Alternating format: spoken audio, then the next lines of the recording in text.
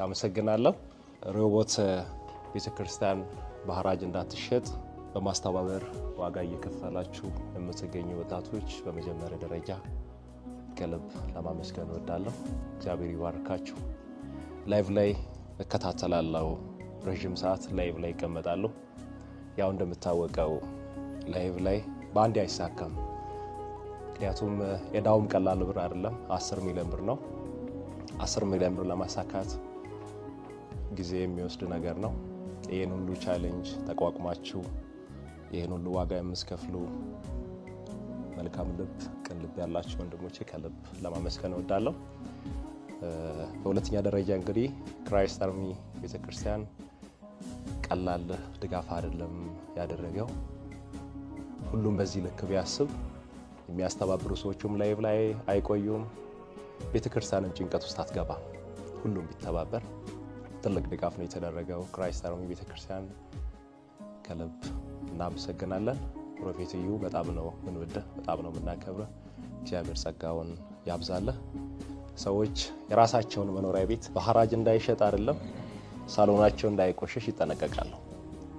የእግዚአብሔር ቤት ሲፈርስ የእግዚአብሔር ቤት በሐራጅ ሊሸጥ ጫፍ ላይ እስከሚደርስ ድረስ የሚታገሰው ይኖራል ብዬ አላስብም። ፕሮፌት አስጀምረሃል። ሌሎች ደግሞ አሉ በጣም ብዙ 9 ሰው ቀደም እንደተባለው 1 ሚሊዮን ብር ቢያዋጣ 10 ሚሊዮን ብር ማሳካት ይቻላልና ሁላችንም ብንረባረብ ያቅባችንን ብናደርግ ሮቦት ቤተክርስቲያን በሐራጅ እንዳትሸጥ መታደግ እንችላለን። እኔ በግሌ ከአስተባባሪዎች ጋር ካወጣው በኋላ የሚያወራው ነገር ይኖራል። ከልብ አመሰግናለሁ። በመጀመሪያ በጣም እግዚአብሔርን እናመሰግናለን። ፕሮፌት የቤተክርስቲያናችን ባለራዕይና መሪ ይህንን ትልቅ ኃላፊነት ወስዶ የሮቦት ቤተክርስቲያንን ለመታደግ ኮንትሪቢዩት ማድረግ አለብኝ ብሎ ሲያስብ እኛ በራሳችን ባለንበት ሁኔታዎችን ኮምፕሮማይዝ አድርጓል። ሮቦት ቤተክርስቲያን እያደረገች ያለችውን ስራ ወንድማችን አገልጋይ ፓስተር ወንድሙ እየሰራ ያለውን ነገር ፍሬ እንዲቀጥል መሰረት እንዲይዝ ለማድረግ ለማስቻል ነውና የክራይስት አርሚ ዓለም አቀፍ ቤተክርስቲያን በዚህ ብቻ አይደለም። ምናልባት ወደ ኋላ ተመልሰን ማየት አለብን።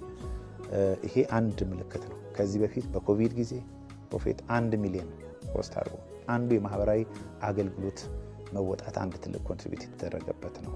ከዛ ባሻገር ሀዲያ ላይ ወላይታ ላይ ባሉ የምስኪን ቤቶችን በማደስ ገንዘብ በመስጠት በሚያስፈልጋቸው በመላት ከዚህም እዚሁ ክፍለ ከተማችን እዚሁ ወረዳችን ዙሪያ ላይ ባለው ባለፈው ዓመት የምስኪን ቤቶችን በማደስ እንደዚህ አይነት የልማት ነገሮችን አብሮ ተባብሮ የተቸገሩ ሰዎችን ቀድሞ የመድረስ ነገር አለና ይሄ ደግሞ ከሌሎቹ ለየት ያደርገዋል። ምክንያቱም ይሄ ትልቁ ቁልፍ ወንጌል ነው።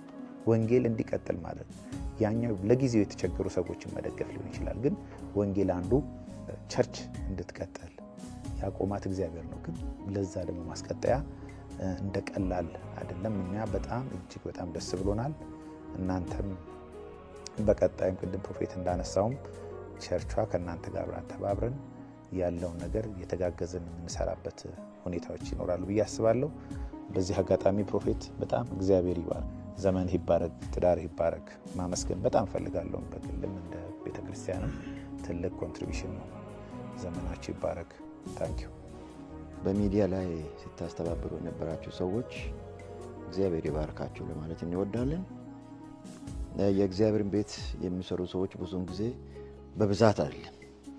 ነህምያንም በመጽሐፍ ቅዱስ አይታችሁ እንደሆነ እሱ ከሱ ጀርባ ብዙ ሰዎች ሊኖሩ ይችላሉ።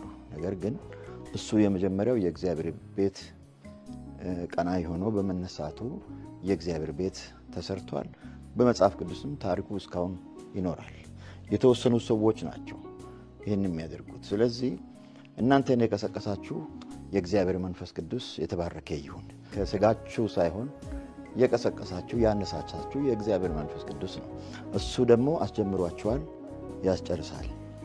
ፕሮፌትም ደግሞ ቅድም ዶክተር እንዳስቀመጠው የበጎ ስራዎች በሚሰራበት ጊዜ በየቦታው እንደደረሰ ነው። አይታችሁ እንደሆነ ወደዚህ ወደ ጎፋ አካባቢ በደረሰው ችግር ቀድሞ የደረሰው ይኸው ቤተክርስቲያን እሱ ነው። ሌሎችም አካባቢዎች የበጎ ስራ በሚሰራበት አካባቢ ቀድሞ በመድረስ በመስራት ላይ ይገኛል። ከዚህ ደግሞ በተለየ መልኩ የሰውን ቤት የሚሰራ የእግዚአብሔር ቤት ሲፈርስ ቆሞ እናንተ ያላያችሁም እሱም ቆሞ አላየም። ቀድማችሁ የደረሳችሁት እግዚአብሔር